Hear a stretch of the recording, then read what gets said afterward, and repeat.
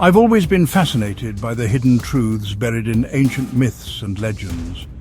Today we're going to explore some extraordinary connections that might just change the way you view human history.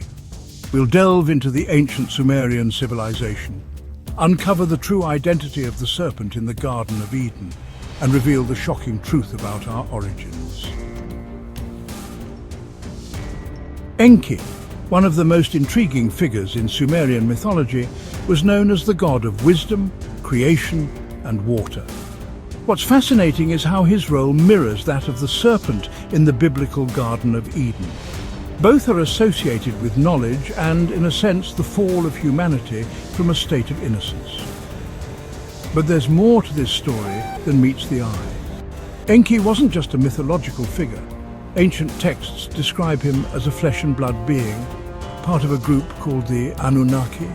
These weren't just gods in the sky, but advanced beings who walked among early humans. Now, let's consider the serpent in the Garden of Eden. In the biblical narrative, this creature tempts Eve with the fruit of knowledge. But when we look at Sumerian texts, we see a striking parallel. Enki, often symbolized by a serpent, was associated with wisdom and knowledge. The Sumerian story of Dilmun, a paradise similar to Eden, features Enki in a role that's remarkably similar to the biblical serpent. He's not a tempter, but a benefactor, bringing knowledge and civilization to humanity.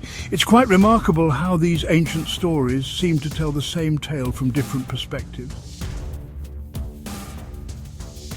The connections don't stop with Sumerian mythology. When we look at ancient Egyptian beliefs, we find Ptah, a god of creation and wisdom who bears a striking resemblance to Enki. Both are associated with water, creation, and the nurturing of life. This similarity suggests a shared origin or influence between these ancient cultures. What's particularly interesting is how these gods are depicted as physical beings, not just abstract concepts. They interact with humans, teach them, and even, according to some texts, create them. This adds weight to the idea that these myths might be based on actual historical events. One of the most puzzling artifacts from ancient Mesopotamia are the Ubaid lizardmen figurines. These strange statues, dating back to around 7,000 years ago, depict humanoid figures with distinct reptilian features. Now you might be wondering, what do these have to do with Enki? Well, it's quite remarkable when you consider that Enki was often associated with reptilian or serpent-like qualities. Could these figurines be artistic representations of Enki or other Anunnaki? Now, let's explore one of the most controversial aspects of this ancient narrative. The idea that the Anunnaki genetically modified existing hominids on Earth. When we look at the sudden leap in human evolution and the rapid development of civilization, it does raise questions. The Sumerian texts describe the Anunnaki combining their genes with those of primitive humans to create a more advanced species. While this idea is rejected by mainstream science, it's fascinating to consider the implications if there was any truth to it. The Sumerian texts are quite specific about why the Anunnaki created humans as a workforce for mining gold. Now you might be thinking, why would advanced beings need gold? Well, according to these ancient accounts, gold was crucial for the Anunnaki's home planet's atmosphere. What's fascinating is how this narrative aligns with the archaeological evidence of early mining operations. We find extensive ancient mines in places like Africa, some dating back thousands of years. Could these be the remnants of the Anunnaki's mining operations? So, where did these Anunnaki come from? According to Sumerian texts, they originated from a planet called Nibiru. Now, mainstream astronomy doesn't recognize such a planet, but some researchers suggest it could be a yet undiscovered body in our solar system with an extremely elliptical orbit. The idea of beings from another world coming to Earth might seem far-fetched, but it's worth considering how many ancient cultures have stories of gods or beings descending from the sky. Could these be different interpretations of the same events? It's a question that continues to intrigue researchers and challenge our understanding of human origins.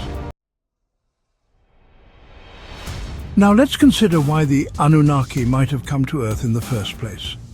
According to the Sumerian texts, their primary objective was to mine Earth's resources, particularly gold. This might seem odd at first. Why would advanced beings travel across space for gold? But the texts suggest that gold was crucial for their home planet's atmosphere. What's interesting is how this aligns with modern scientific understanding. We know that gold has unique properties, including its ability to reflect infrared radiation. Could the Anunnaki have been using gold to protect their planet's atmosphere? It's a fascinating speculation that gives these ancient stories a surprisingly modern twist. The Sumerian texts describe a place called Dilmun, a paradise that bears a striking resemblance to the biblical Garden of Eden. In both stories, we see a pristine place where humans lived in harmony with divine beings.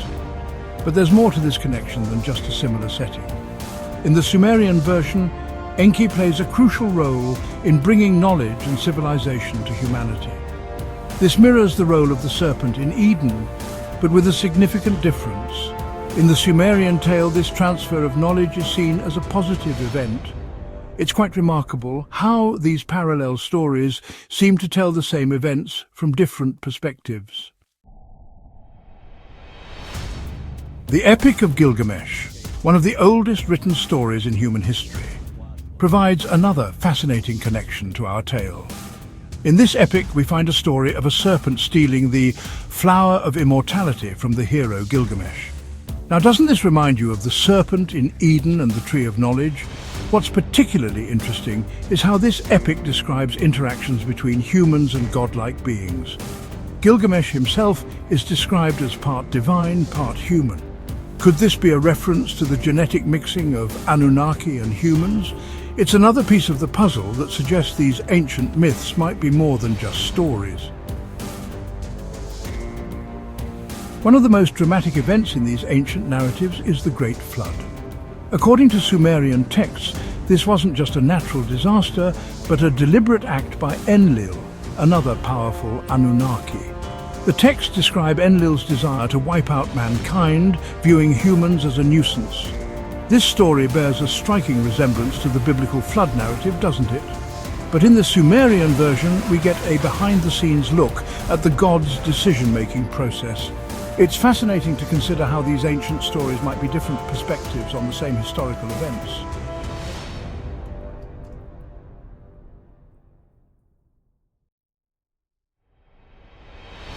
Now, here's where the story takes an interesting turn. According to Sumerian texts, Enki, in direct opposition to Enlil's wishes, warned a man named Ziusudra about the coming flood. Enki instructed Ziusudra to build a boat to save himself, his family, and various animals. Sound familiar? This is essentially the same story as Noah and his ark in the Bible.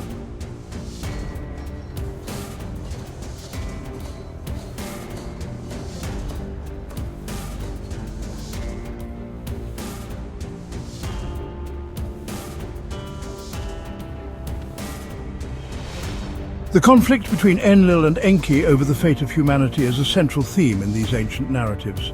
Enlil, it seems, viewed humans as a nuisance, while Enki saw potential in the beings he had helped create.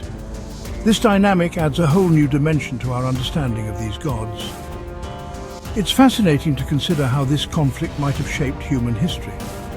If there's any truth to these stories, it suggests that our very existence was once the subject of debate among these advanced beings. It's a humbling thought, isn't it? As we explore these ancient narratives, it's becoming clear that what we've long considered myths might actually be chronicles of an ancient past. The level of detail in these stories, the consistency across different cultures, and the way they align with archaeological findings is quite remarkable.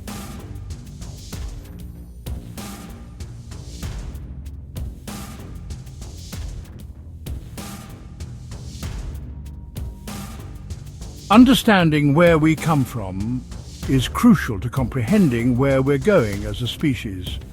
If there's any truth to these ancient narratives, it could revolutionize our understanding of human history and potential. It challenges us to think bigger about our place in the universe and the possibilities of our future.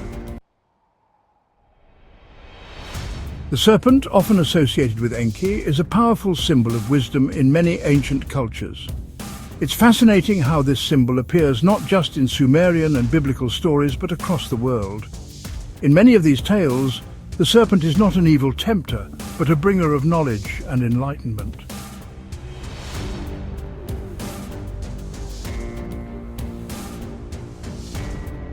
The prevalence of reptilian features in Sumerian artifacts and stories is quite remarkable. From the Ubaid lizardmen figurines to descriptions of Enki, there's a consistent theme of reptilian or serpent-like qualities. Could this be more than just symbolism? It's a controversial idea, but one that becomes more intriguing the more we explore these ancient narratives.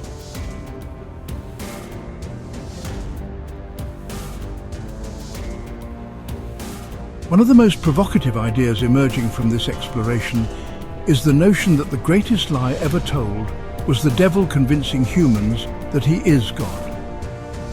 When we look at the conflict between Enlil and Enki, we see a possible origin for this concept.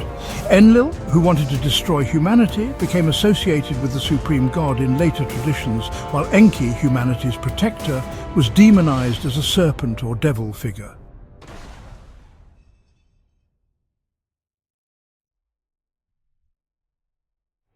The story of Enki warning Ziusudra about the flood and helping him build an ark is a powerful tale of salvation. It's remarkably similar to the biblical story of Noah, but with Enki playing the role that's attributed to God in the Bible. This raises fascinating questions about the true nature of the beings described in these ancient texts.